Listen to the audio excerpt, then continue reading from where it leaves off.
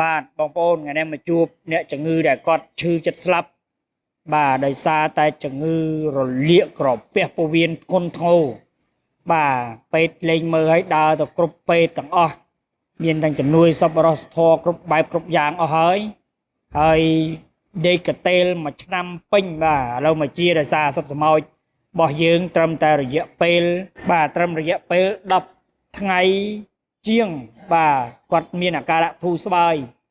នេះជារឿងដែលគួរអស្ចារ្យមែនទែនឥឡូវជួបជាមួយសម្ភារគាត់ជាក់ស្ដែងបាទជំរាបសួរបងប្រុសបងបាទជំរាបសួរបងបងមានឈ្មោះដែរបងឈ្មោះវណ្ណដា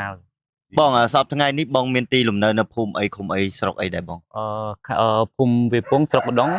ខេត្តកំពង់ស្ពឺខាងវត្តទេចាស់ភូមិទេចាស់លោក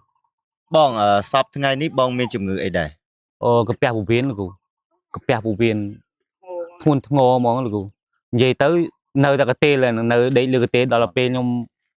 ផឹកថ្នាំនេះប្រហែលជាបានមួយកំប៉ុងអាចដើរបានអញ្ចឹងលោកអញ្ចឹងមានន័យថាពីមុនហ្នឹង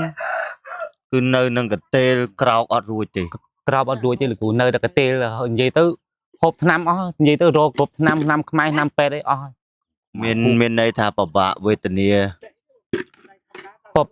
ពិបាកលោកបងពិបាកត្រង់ថាវាធ្វើទុកឲ្យយើងណែនទ្រូងអញ្ចឹងទៅឆ្អល់ហើយនឹងរួយកកវិលមុខដេកអត់សូវលក់លហិតលហៃអញ្ចឹងណាលោកហើយចេះថប់នឹងហើមដកអត់រួចទេនឹងហើមដកបានខ្លីតែដល់ពេលខ្ញុំចាប់ដើមប្រើថ្នាំឈប់សិនបងសុំសួរតិចមើលរយៈពេលប្រហែលហើយដែលបងមានបញ្ហានេះបាទមួយឆ្នាំជាងបាទមួយឆ្នាំគឺគាត់ដេកកតេលឆ្នាំមួយឆ្នាំអញ្ចឹងមានន័យថានៅពេទ្យឬក៏ដេកកតេលហ្នឹងរយៈពេលមួយឆ្នាំពេញតែម្ដងបាទមួយឆ្នាំគ្រូមួយឆ្នាំនៅតែកតេលមួយឆ្នាំដើរបានតិចអញ្ចឹងទៅវាឆាប់ហត់វាឥឡូវដើរបានយើងហាត់ប្រាណព្រឹកឡើងអីបានឥឡូវសុំឲ្យធ្វើដំណើរតិចបាទបងប្អូននេះជាសកម្មភាពរបស់បងប្រុសដែលគាត់មានជំងឺនេះជាង1ឆ្នាំទៅហើយឥឡូវនេះគាត់បានញ៉ាំជាមួយនឹងឱសថបុរាណរុក្ខជាតិដើមសម្ោចរបស់យើងនេះរយៈពេលប៉ុន្មានបងរយៈពេលខ្ញុំប្រើនឹងជាង10ថ្ងៃជាងគ្រូ10ថ្ងៃជាងទេបាទមួយកំប៉ុងតូចហ្នឹងខ្ញុំសាកល្បងខ្ញុំតែលោកគ្រូថាខ្ញុំអត់សូវមានថវិកា